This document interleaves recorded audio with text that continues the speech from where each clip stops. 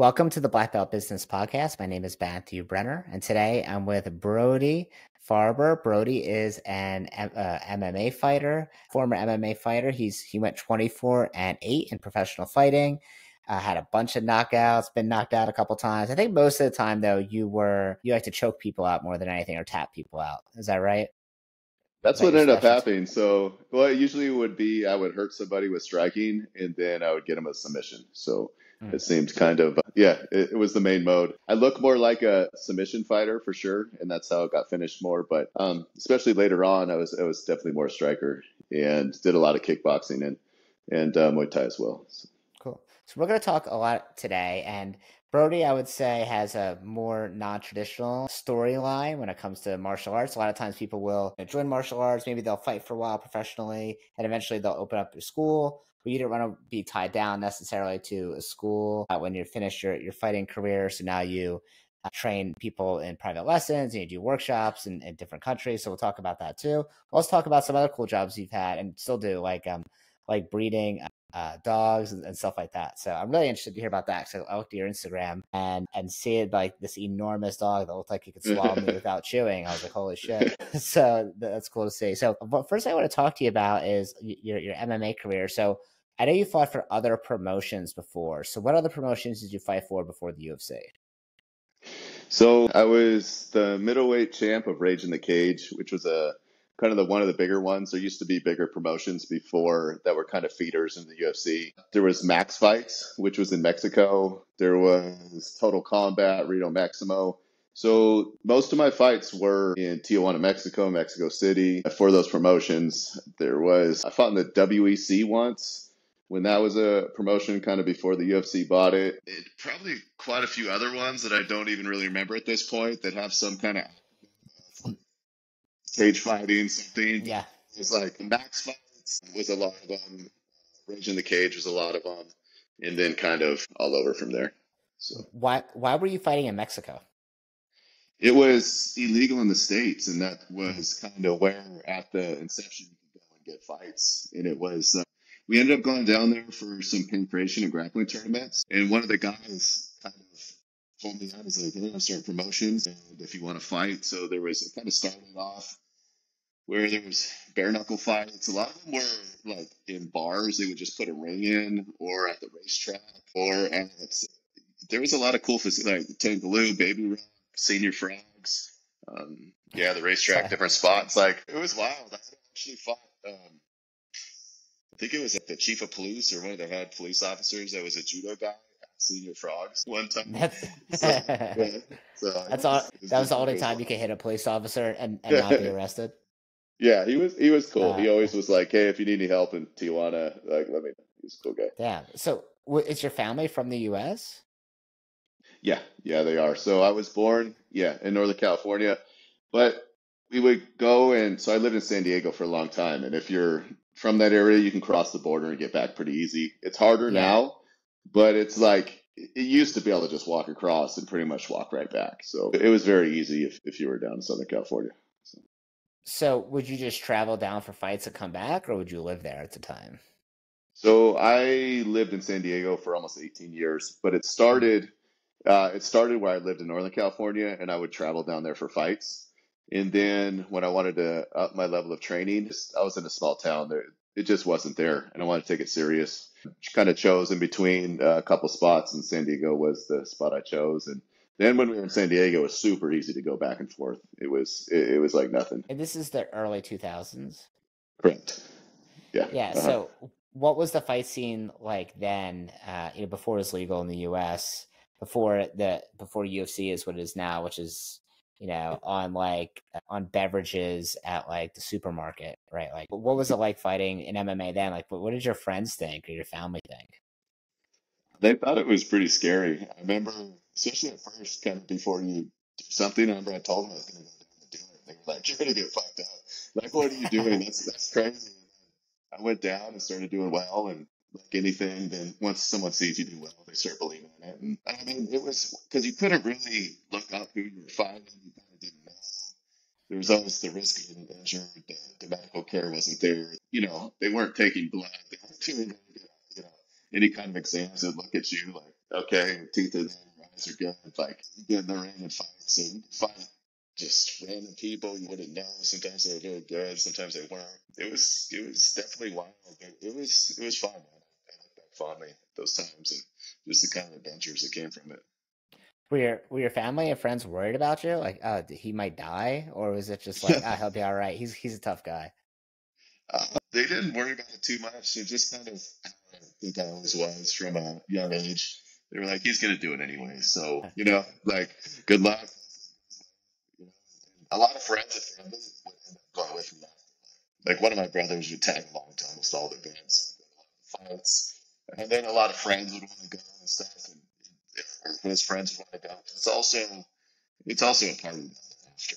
So guys would go there, and the guys that weren't fighting, and some of the guys that after the fights, they would go and do fights, and then you can go all night and do whatever. So it's kind of free for all. Where a lot of college kids will cross the border before they can drink legally in the States, and they can go to Revolution Street and drink all night some weird Kool-Aid, cheap tequila, get too drunk and not spend too much money and stumble back across the border or whatever. So Hmm.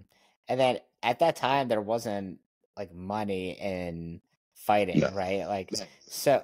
so were you doing it just because you loved it, or you felt like you needed to lay hands on someone to get out aggression? Like, what was it that made you decide, okay, like I'm going to dedicate essentially my life to this? It was just something when I remember the first day I did it. I was heavily into weightlifting and then I kind of wanted to go to a boxing gym. And there wasn't any boxing gyms where I was at. I went and trained the first day, and it was just like, this is what I want to do. This is just something that, for whatever reason, just clicked with me, and it completely changed my trajectory. Because I was in school. I was going to go to. My plan was to transfer to UC Davis to go to law school, and I just switched like immediately. I was like a couple of years in. I was like, okay, no, I'll just maybe switch to business because I already got some time in. That's only 4 years instead of 6 years, and but yeah, I completely went to where it was like it's just what I want to do.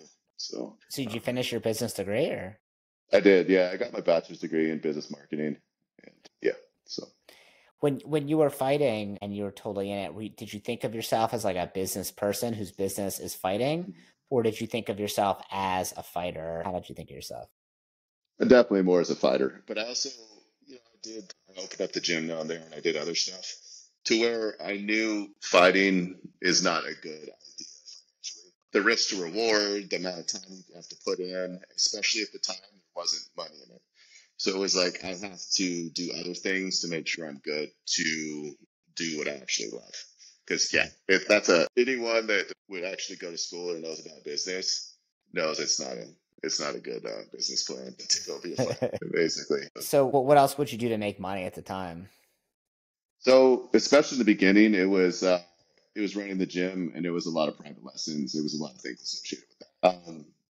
I had a clothing line at the time too that I kind of let go, but ended up licensing out. Everlast was kind of using it, so I had some stuff from that. Just stuff would come up a lot, and kind of fun things, but it would usually come from the gym, from private lessons, from offsets of that. When you're training people, especially in San Diego, you kind of offer other stuff as well. People will be run different business stuff by you. So. Is that because it's like an affluent area, or because a lot of people who are like CEOs or I don't know, a business capitalists that they're just like they want to get MMA lessons, and you're like the cool guy they really like hanging out with? How does that happen? I think it's a little bit of all that. So San Diego is definitely, I think it's one of the most expensive places to live in the U.S. now. It's very affluent. There's a lot of money there, and with that, to be able to take private lessons, you already have a little bit more money. You're not doing the classes, you're doing the one-on-one, and the guys would have certain stuff, especially once they're like, when they want to work with you, when they're like, okay, this guy's a fighter, but he also knows what he's talking about business-wise. And there's also the fact that sometimes guys just want to throw money at things and like there's some nerdy business guy. They want to help fund something with and show their friends that they're friends with this crazy MMA fighter or whatever. Just add some excitement, to they're sitting on a computer all day or they've got some white collar job or whatever. So they kind of a lot of times want to be a part of things. you're the trophy trainer, like they're showing you Yeah, off. sometimes, yeah, sometimes it comes Yeah. to that. So was there at some point you ended up running a school, as in going from private lessons to actually running a school? Tell me about that. So that the one in San Diego is one that I actually ended up buying and kind of taking over. So it was Black Tiger Muay Thai. It was the main striking gym in San Diego. And when I went down there, I would visit and train there. And there was the guy that took it over, kind of, I think he was in a bad relationship. He broke up with his girlfriend. He wasn't doing good money wise, and he was kind of shutting the doors. And I was like, hey, why don't I invest some money in? I'll throw a little bit of money at you. I'll come in and we'll get this going. And so we did exactly that and turned it around. Like all of the top gyms in San Diego, for the most part, all the really good striking trainers came out of Tiger Muay Thai. Like, but Mm. it had some of the most, like, all the guys came out of there. It was a really cool old school gym. Like it had all the old posters on the wall from all the fights from all the years. Just ring. It wasn't. I mean, we kept it clean, but it still had that little bit of, dirty, rugged. It wasn't super nice. It was pretty close to a military base, and it was a cool spot. It really was a cool spot. That's why I was like, I can't let this place close, and saw the opportunity was at the right time. I sold a property that I did up in Northern California. The first one I ever did right before I moved down there. So I had a little bit of money, not a whole lot, but a decent amount enough to kind of put into that and get it going. So Hmm. So how much does it cost to buy a Muay Thai school that's failing in the two it was like I put in about 10 grand. I think ten I grand? gave him. Okay. I think I gave him five, and I was like put five into the gym. So it Okay. was like I was like I got about 10 grand. I give you half of it. We'll put the rest in the gym, and we'll get it going. So yeah, Were you 50-50 partners on it, or did you just take it yeah. over completely? Yeah. No, we were 50-50 partners, and so he would teach and I would teach, and it ran well for a while. So it was good. So Did you run the business operations for that too, or did he do the yeah, business yeah. ops? No, I took over the business stuff. So we kind of split teaching the certain classes that worked for us. There wasn't a lot of, so it was a striking gym, but I also started teaching grappling classes because he was a kickboxer boxer. So he stuck with that. I taught some of that as well, and then I obviously taught all the grappling classes and ran the business stuff because that just wasn't what he was best at for. Okay. So how did you learn the business operations of running a martial arts school at the time? Was it just through your business or a Muay Thai gym? Was it just through your business degree, or did you have someone else who ran schools that you knew how to do it? I just figured it out. So I had the 2 years done of school, and then I actually didn't finish until after I sold that gym. Back when I just kind of left and was like, "Give me a little bit of money, I'm gonna leave." But I just figured it out. You So just at figured the it out right time, away. it was like, yeah, it was like it just little by little, just tweaking things and getting it done. So yeah, I didn't have any prior experience. How did you feel like that impacted your fighting career? Because now you're running a business and you're teaching lessons all the time, as opposed to just focusing solely on fighting and being the best fighter. So how'd that impact you? So that's why I kind of just, for the most part, I think I was like, hey, I'm done a couple years later. It was like, I got to focus on fighting. I don't want to, if I'm at the gym all day, then I don't want to train. I'm training with people all the time. And I just wanted to I was making a decent amount of money from other stuff. And I just wanted to kind of walk away. I think all I asked for was like, hey, just give me like the 5 grand back and you can have the gym. And it was running pretty good at the time, and I just didn't want to be there, and I also moved to North County, San Diego, which the drive ended up being like 30 minutes each way. I just didn't want to go back and forth all the time, and it was just time for a chapter. So How long did it last after you left? I don't think it lasted a whole long time, like 2 or 3 years after, and then kind of was Okay. hanging on for a minute, and then just kind of, yeah, close the stores. Okay. All right. Cool. So you mentioned some other ways you make money, like through real estate and dog breeding. We'll talk about dog breeding soon, but through real estate, what's your strategy for making money through real estate? So I've only done a little bit with that as far as I mean, just like I've bought houses or built them up. Then you hold on to them, rent them out, and sell them at the right time. Hopefully, like before recently when I talked about moving to recording to Mexico and kind of being done. I was able to get rid of a condo that I bought in 2010 at the bottom, and then 2020 everything really spiked. So that afforded me a lot of freedom there, and to just get out of that. And then like now, a couple rentals up here, and that kind of offsets things, and then hopefully, it pays the rent, it gives a little bit extra money, and as times progress, there's not a better asset to just for tax liability, for to write off, for and just to get your stuff paid as things go up over time, which they always do. So Mm. Did you like read real estate investing books, or is that also you just kind of figured it out as you went along?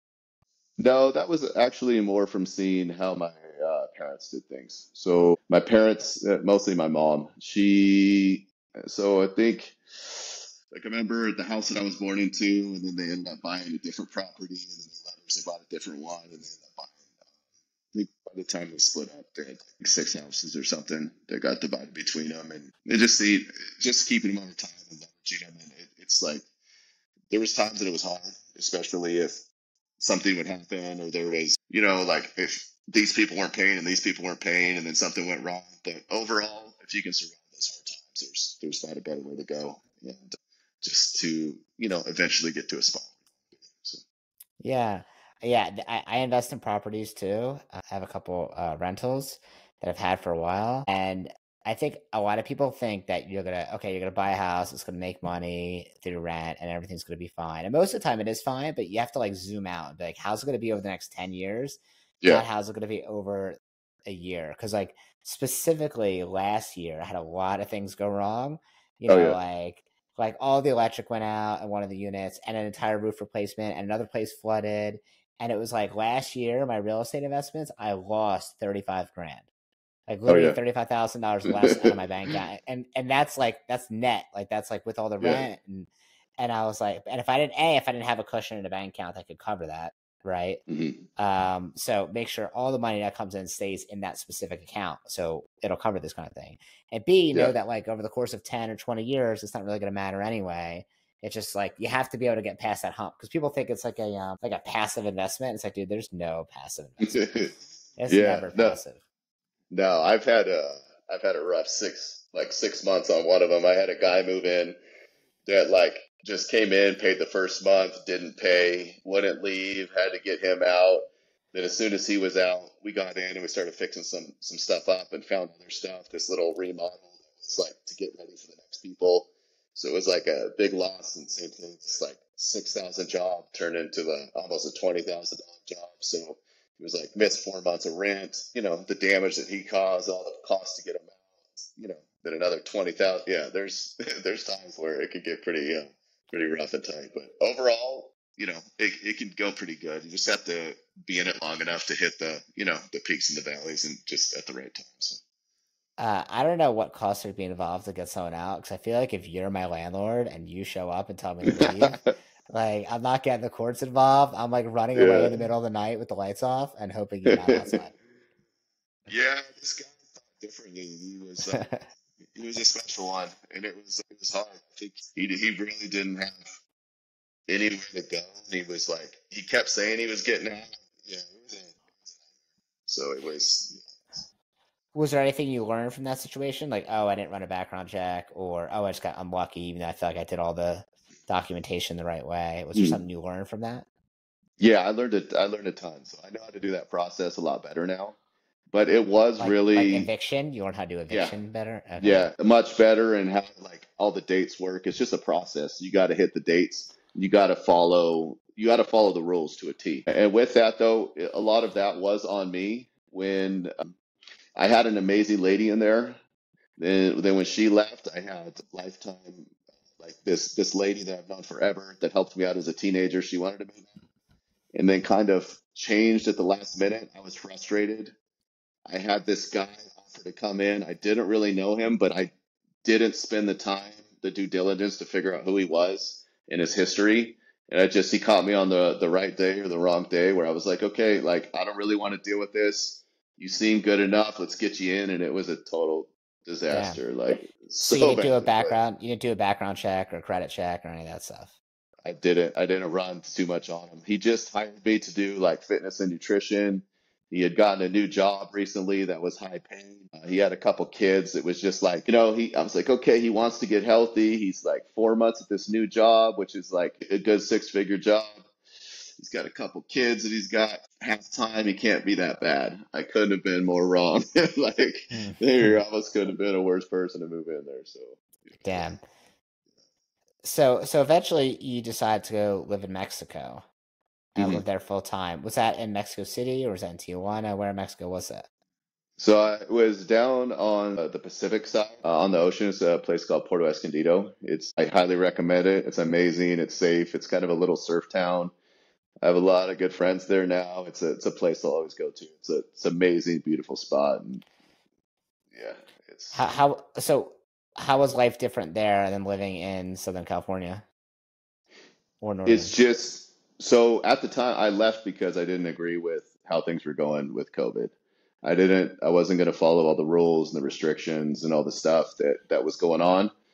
So I was like, okay, I'll take my daughter and we're just going to move down there. And we went down there and it was like instantly it went from like everyone's angry and wearing masks and stuff to like just outside on the beach, everyone's happy, everyone's hanging out, training jiu-jitsu, just out of restaurants doing dinner. It was just like back to normal life. Everyone was super healthy and good, and still, I remember COVID still came to the gym real quick, but no one even got really sick. Everyone would be like, "Oh, I felt kind of shitty for a day." We didn't end up getting it, but like, I don't. Everyone was just healthy and happy, and especially at the time, so the peso to dollar conversion was extra good. So it was just really good to get away, to kind of get away from the craziness. The money went extra far. It's really simple, just kind of a good way to live, especially for that time. How old was your daughter when you moved? 9. 9. What did she Yeah. think? Like now I'm assuming she's changing schools and doesn't see her Yes. friends, and now she's in Mexico and her dad's Yeah. fighting people. Yeah. She loved it, so she had a good time down there. So it was COVID, so it was like she was out of school anyways. So they like basically kicked her out of school, like all of the schools they shut down. So she kind of didn't go to school from third grade to fifth grade, but she had private lessons for Spanish, so kind of Spanish immersion 3 days a week. That was pretty heavy, and she would read a lot. And she ended up going back to school, which was like a private school that was above all the other schools. She was a little bit behind in math. She was super advanced in reading. She was good on everything else. She was the best Spanish speaker at the school, besides the kid from Mexico. And like overall, yeah, it was good. She didn't really, she was having to catch up on Yeah, I think we all need a little catch up on math. So that's fine. it. Uh, Yeah. was there any part of you as a parent that you were nervous? Like, geez, I don't want to mess up my kid. Like, I'm moving to Mexico. Or you're like, it's gonna be totally fine. She'll be fine. We'll figure it out. I thought it was a positive to experience and stuff. And like it's super safe, and to expose her, and her accent is perfect. Like I probably have a wider vocabulary, but I still sound like a white guy speaking Spanish. And Yeah, she like when you were saying bye to people when you're leaving, they thought she was like born there just because her yeah. accent was so spot on and so good. And she makes fun of me for that I say stuff wrong all the time. And yeah, no, I think overall it was a super good experience for her to see and kind of live that way for a while. Did she still practice it? Did she practice her So Spanish? not as much as I would like. So she switched schools again, and they didn't have language there. And she was using it. We went to visit a couple months ago. We stayed for a few weeks, and when she saw her friends that lived down there, I could hear her speaking it. And same thing, she would make fun of me and tell me how to say words right. But not as much as I like. I wish she could have a group where she could really practice it Hmm. and expand on it. But So why not stay there? Like, why'd you end up coming back?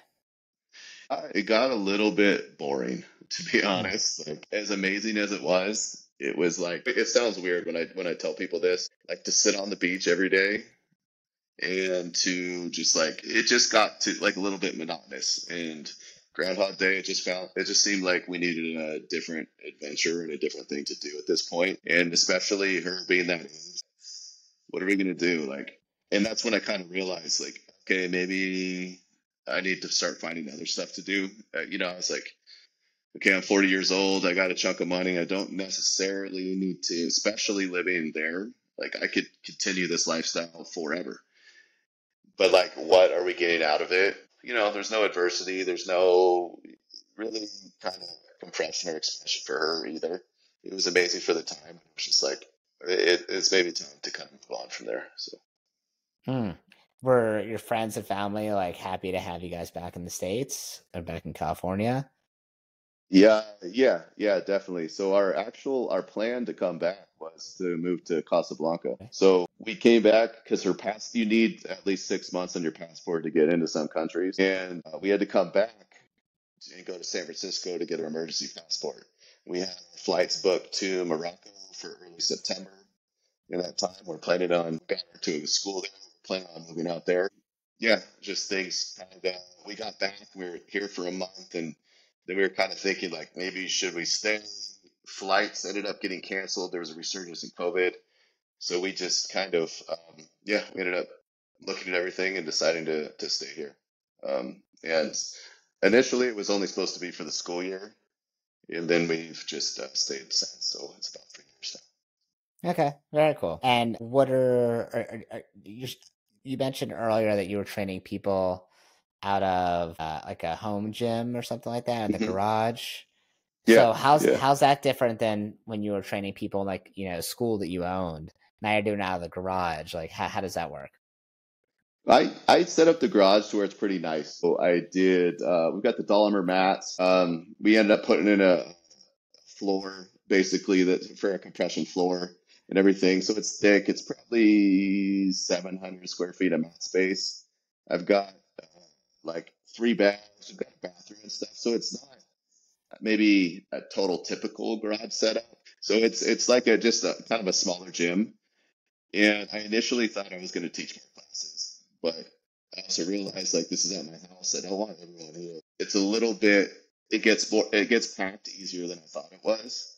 And then I do like the freedom of traveling. Like we recently went to Mexico. We like to go do a lot, and just the private lessons. I like better. The more one-on-one, I can accomplish a lot more, and I don't have to have that strict schedule. Where if I'm teaching classes all the time and I have groups of people counting on me, I can't just pick up and go somewhere else. So I just kind of decided to go that way instead. Cool. Is your daughter trained with you?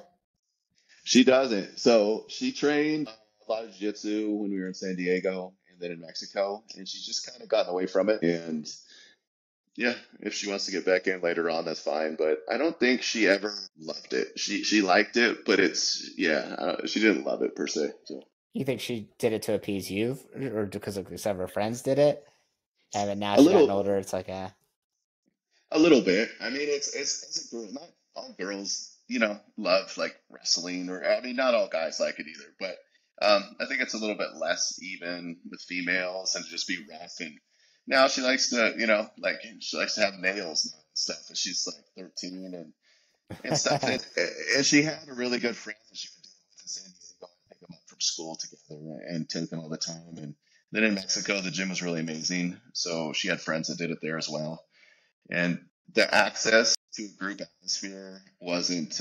There's only a couple little schools up here that didn't really have big kids programs, and so it's just the kind of the combination of several things. hmm. And then the horseback riding and dance, and it just changes. So yeah, just got a little Okay. bit of a base there, but yeah. Cool. So do you think moving forward you'll keep on just traveling and doing private lessons out of the garage, or you see yourself eventually having like a school again, or you don't even know? Possibly. I would really like to, especially the community here. I think it's needed. It would be good to have something to where a lot of the kids, teenagers, just people could maybe come train. But as far as to take that on, especially in California with a lot of the stuff, I was kind of thinking about it, but I wasn't sure about a lot of the regulations and stuff. But now I don't know if I got enough interest and maybe some confident people that wanted to help. I would consider it. Hmm. At this time, I think the private lessons and keep it smaller. How do you find people for private lessons now, or how do they find you? So they usually by word of mouth. Like people know what I did in the past, and they'll either reach out or they'll reach out for their kids, or somebody will train and hey, my friend wants to come train, or he wants to check it out, or my kid, or somebody from there. So yeah, I don't really advertise. It's just mostly word of mouth. Cool. And then you're also doing dog breeding now. And I want to hear about Yeah, that because you said something yeah. like an XL something. What was it? XL Pitbulls. Yeah, XL Pitbulls. yeah, Yes, tell me yeah. about this XL Pitbull breeding that you're doing. So that was that kind of same thing was on accident with when we moved back to Northern California and we were kind of settled with the house. I told my daughter we could get a dog, and so with that we decided on a pit bull because I've always loved those. We've had those, and I kind of searched out the best one I could find.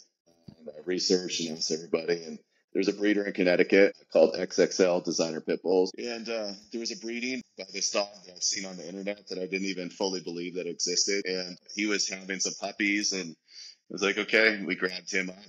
And then she ended up hitting me up later and said, there's this famous guy that bought one. He wasn't taking care of her at all.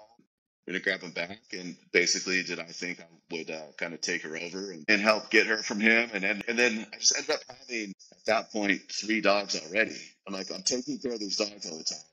I don't have really kind of like a set job or set schedule. I'm taking care of these dogs. Why don't we start the breeding? And it's kind of expanded from there. We've done it.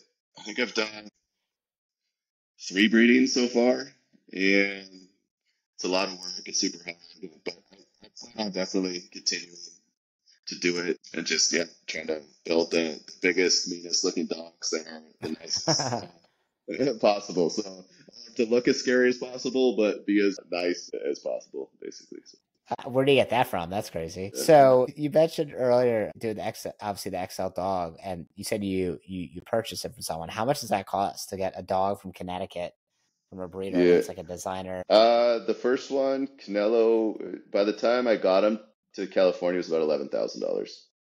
Damn. Okay. Was that the Yeah, most you'd yeah. spent on a dog before? At the time, yeah, but most of the dogs I bought have been around that. Like I have a couple little Frenchies that were about 10 grand. Uh, Okay. so Georgia, it didn't cost me, but the guy that originally bought her was that or more.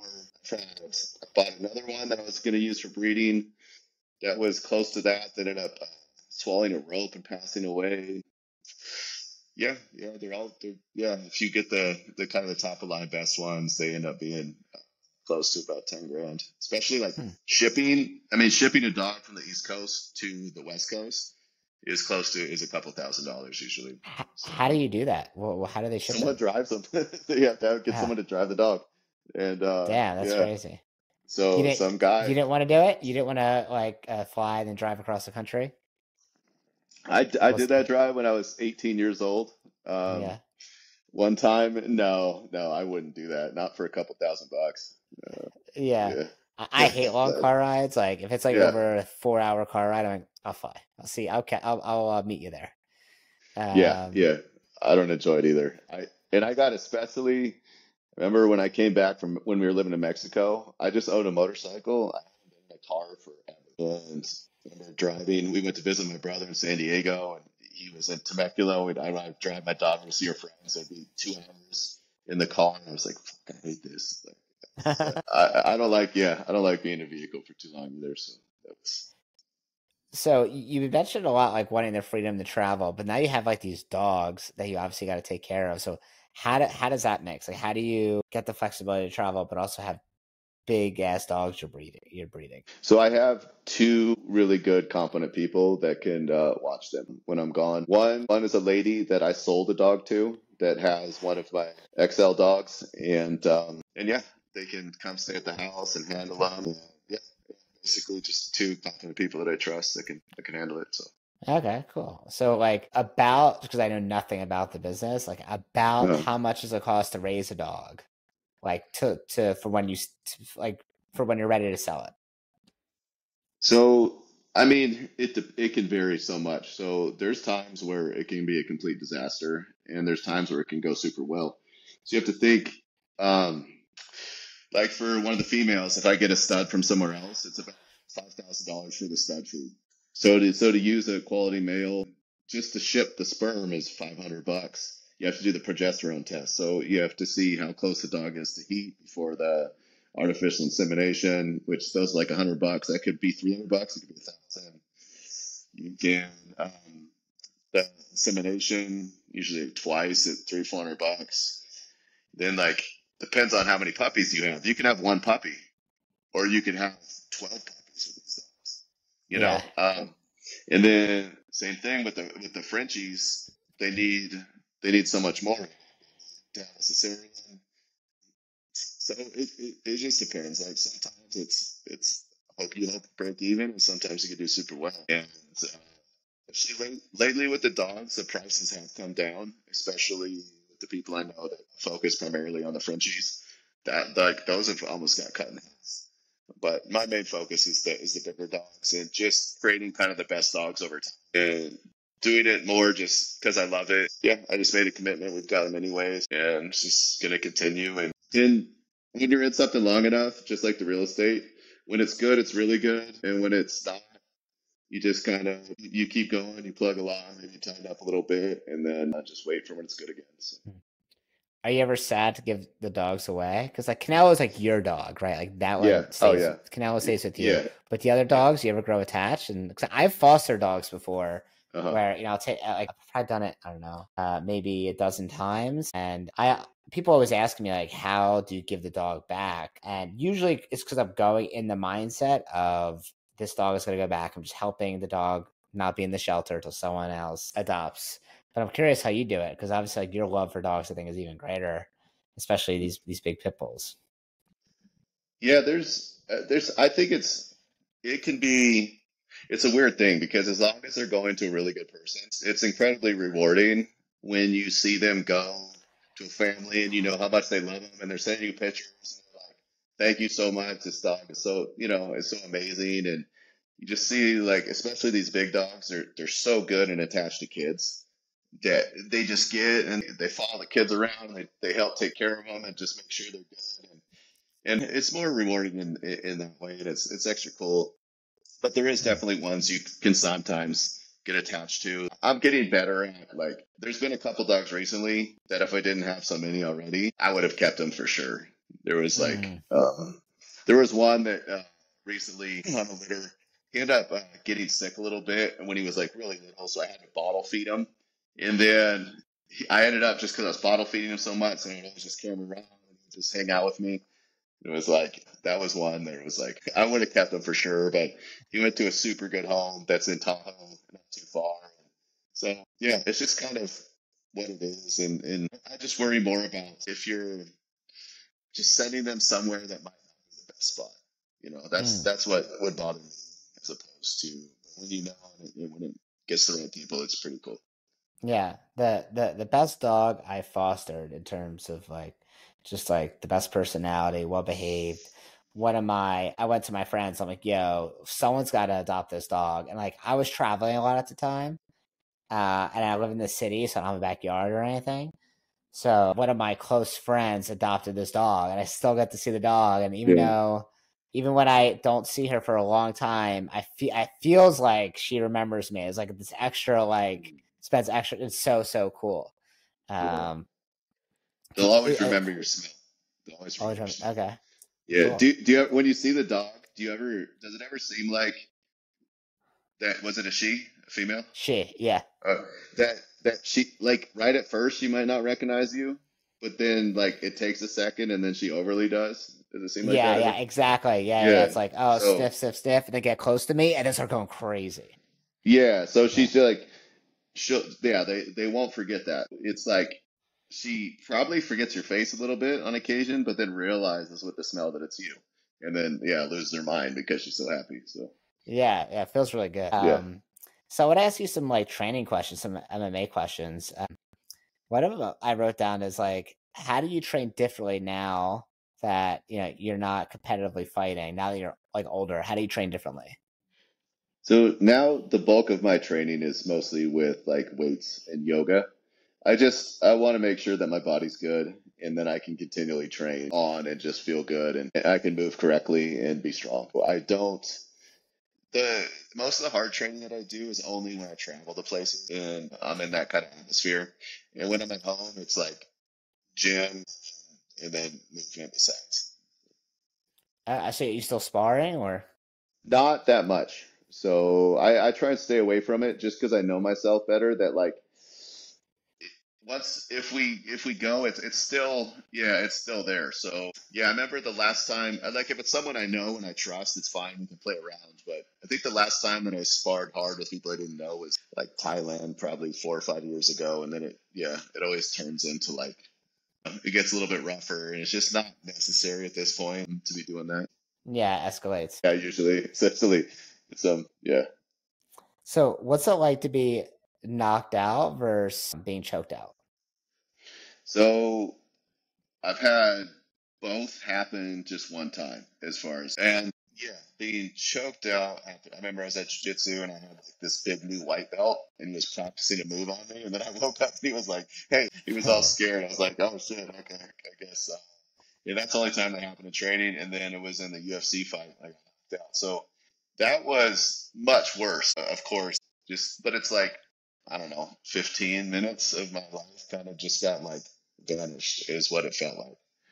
And it feels like, but you have like memories as like a dream of what kind of happened, maybe.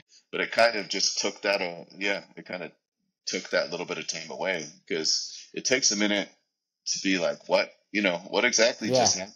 So I didn't really register what exactly happened until I remember I was in the elevator, like leaving, I think it was at the Palms or something, and they were like, just talking to me, and I was just confused for a second. What exactly was going on? They were explaining it, and I was like, motherfucker, like, God damn it. damn it. So, yeah, yeah. So, I've never been knocked out, but I have been choked out. And it was only one time I was in someone's rear naked. And like I was looking at the clock and I thought I was good. There was 12 seconds left. And I'm like, I'll yeah, beat the clock. It's fine. And then of course I didn't. And then like I just remember being so embarrassed. I woke up yeah, and I was like, why am I sleeping on the mat? Like this is so embarrassing. Everyone's looking at me. And then yeah, I was like, oh I must have been out forever. And the guy's like, you're out for like 5 seconds. And yeah, no one was really looking at me. Like, really, no, it yeah, was like so quick. But I remember I yeah. felt so refreshed. I was like, damn, I feel like I just took a long nap. I feel good now. Like, it was That's awesome. funny. I've Yeah, go heard ahead. that from people. Yeah, I've heard that same thing. That's funny. Same thing. I just what happened to me and I think we were just I'm pretty sure we were just drilling. And it was like some collar choke, and I'm like, no, a little bit adjust, and then he was like worried, like, oh shit. But it's definitely much healthier, I would say, to just get choked out. They get Um, knocked out. yeah, Yeah. I didn't remember either of them being too refreshing in either way, but I have heard that from friends that are funny that they're like, oh, no, it actually feels kind of good. I'm like, I don't know. Yeah, it feels good, but I don't want it ever to happen again. Um, so what do you think about martial arts and kids? Like, do you think all kids should train martial arts at some point? Do you think it's not for everyone? Like, what are your thoughts on that? I think it's a good idea at least to try for it. I think there's a lot of benefits. It's definitely not a negative. So there's only positive as long as you're with a good instructor and good people. And then they can see if it's for them and they like it. I think it's extremely beneficial to learn the skills, to move your body, to learn how to fight, for self defense, for confidence, for reality of how things could be. No, I think it's extremely beneficial and good, and at least a try. So, What's the number one benefit you think you got out of it? Like now when you look back, like if you had to boil it down to one thing, if you got this one thing and you didn't get anything else, it would still make it worth it. Worth it. What would that one thing be? the benefit that I got the most. It's funny. I would think that I could easily just say what that was. I don't know. Like it's so weird because it's so ingrained in everything at different times. Probably confidence. Yeah, probably confidence on being able to handle myself with people. You mean to handle yourself physically, Yeah, or you're yeah, more comfortable? physically. Yeah, physically Okay. for sure. Yeah, the confidence to just know that I'm good with 99 of the people in the world. That if something needs to happen, that I'm You can handle your own. Cool. That's awesome. I'm gonna ask you some rapid fire questions. You don't have to answer them rapid fire, but I'm gonna they're all gonna be random. Is that good. All cool? right. Yeah, yeah, for sure. All right. First one is what is something people don't know about you? Sure, there's a lot of stuff, and probably want to keep it that way. Maybe if I haven't told anyone, maybe I keep that to myself. Yeah. Okay, move on. Next one. Anything you want to divulge that people don't know about you? Like, oh, that's interesting, or Yeah, I don't know. Maybe we'll just pass on that one. okay. All right. Let me see. Tell me about a time you almost quit. Shit, there's so many times in fighting Yeah, and fighting. or anytime that you, yeah, especially later on, anytime that you lose. I almost actually quit for a while after that, after I got knocked out in the UFC. Hmm. My whole plan, because when I started, I was always very cognizant of I didn't want to be one of those guys that had the brain damage later on in life. And I could see that. And it wasn't, I didn't see it right away in the guys, but it was like after I started training and being around a lot of the gyms and seeing the older guys that were still around, I was like, I do not want to be like that. So I set in my mind that I was either going to be 35 years old when I quit or when I got knocked out. And then I think that happened when I was 28. And that night, I told my manager, I told everyone, I was like, I'm done. That was the rule that I set to myself. That was what's happening. And I was set on being done. And they kind of, everyone kind of pulled me back and talked me into it. They were like, no, you can't quit. Like, there's no way, at this point. And I just kind of, yeah, got pulled back in. But I don't think I was ever 100% in after that point, just because I had that set. And so, yeah, I definitely took a step back after that. It wasn't the same. Why do you think they were able to convince you, or how were they able to convince you to keep going if you set that rule for yourself? Because I mean, deep down, I'm sure I wanted to. I didn't. It wasn't necessarily a hard thing to do, especially, you get to the point where you want to be and you're doing well.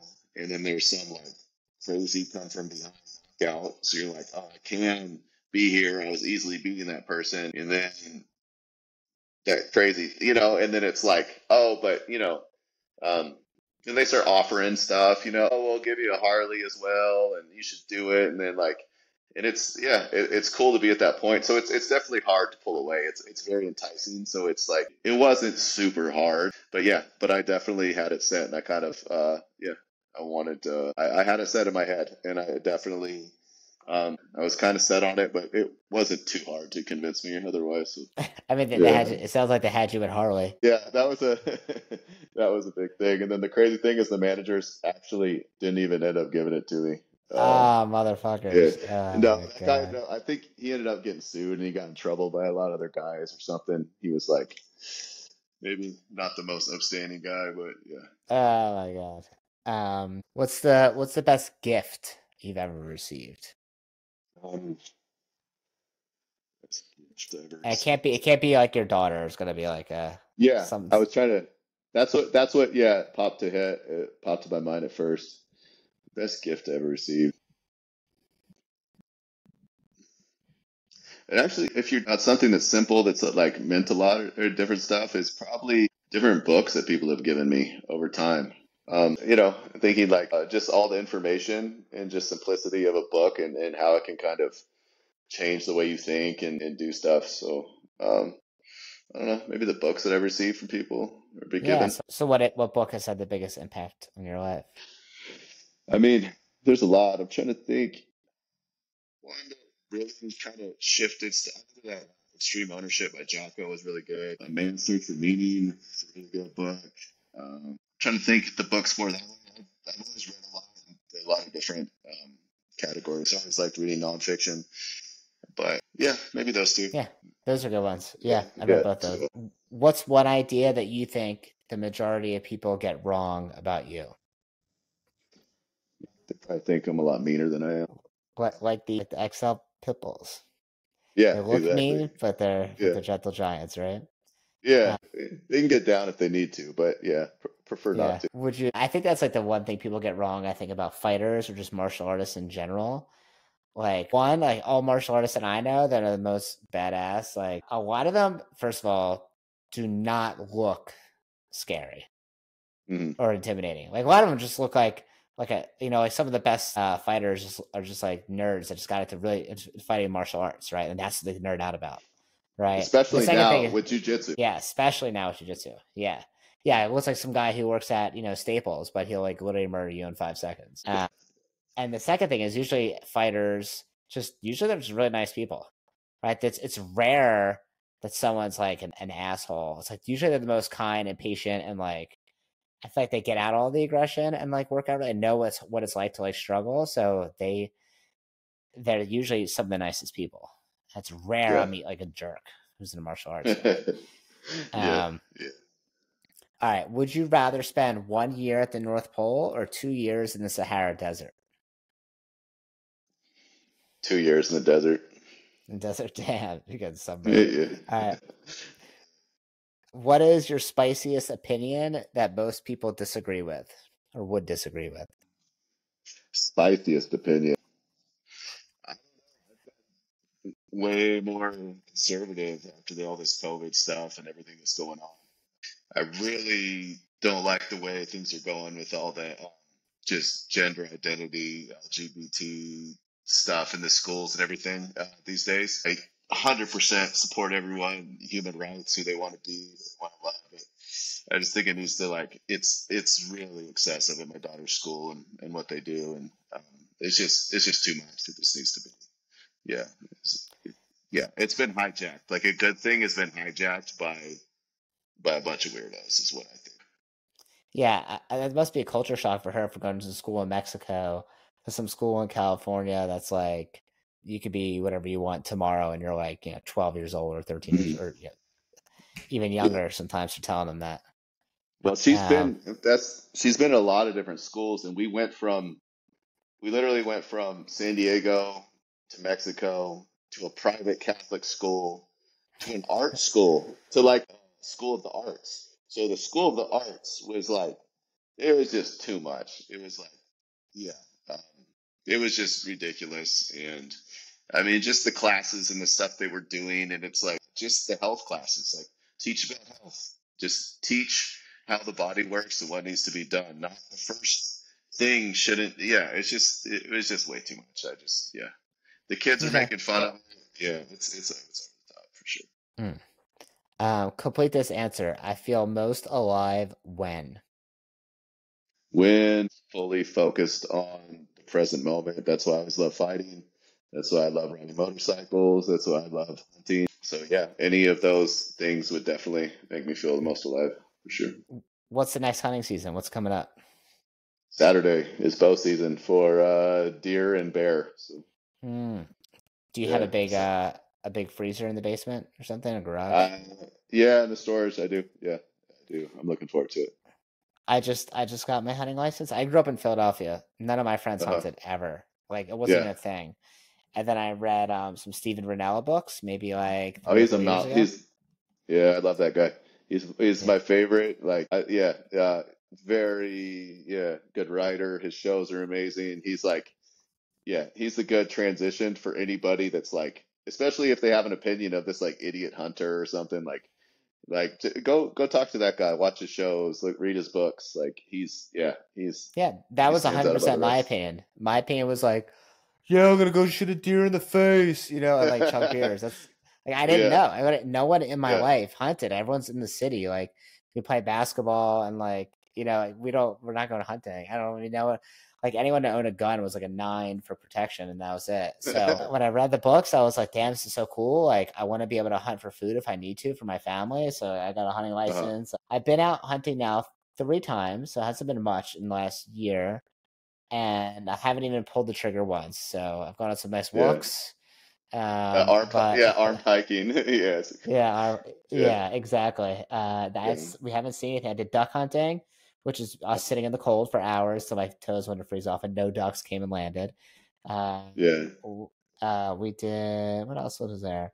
We went for grouse. My brother-in-law hands me a shot. It was my brother-in-law. He grew up in California, so he grew up hunting. And so he brought me and he was like, all right, we're going to hunt grouse. And I was like, cool. So we drive up to the mountains and I'm like, all right, what does a grouse look like? And he get out of the car and he's like, he hands me a shotgun. He's like, it looks like a grouse. I'm like, okay. So I'm like, you expect me to see a bird, identify it, like pull up the shotgun and like aim. Like there's no way like I'll be fast enough. And of course we come across one. I'm like, and like flies away. And I'm gonna come close to bringing out the gun. I'm excited to get more into it as I get more practice. It is hard. It's extremely hard at first. Grouse too, that would even be on the slower end. But I remember you take people like dove hunting or quail hunting, and if they don't know what kind of bird it is, yeah, it can. You got to register what it is very fast, and Yeah. that's a hard one for sure. It would have been helpful to have a picture of it before I got there because there's no service in the mountains. So it Hmm. would have been like, oh, here's what it looks like, and here's how it flies. We've watched a couple YouTube. It was like when I already got out of the car, and he hands me the goofy orange vest. I look like Elmer Fudd with his big ass shotgun, and I'm like, cool. Well, thank you so much for coming on here. And if there's someone who's listening and they want to get in contact with you, maybe they live in that area and want some lessons, or maybe like they just want to say what's up because they connected to your story. How do they find you? See, the best way these days are just on social media. So just Brodie underscore Farber on Instagram. I'm also on Facebook or whatever. Yeah, just through there. It's probably an easy way. I'm on there each day. Just send me a message and we can connect. Cool. And if you're listening now and you're a martial arts school owner and you want to grow your school organically without depending on paying for crappy leads that don't answer the phone or not in your area, and you want to be able to earn new students through organic marketing, reach out to me, Matthew, at wyourdojo.com. Find me on Instagram at blackbeltbrenner1, or you can visit the website wyourdojo.com. Thanks, Brody. Yeah, awesome. Thank you, Matt.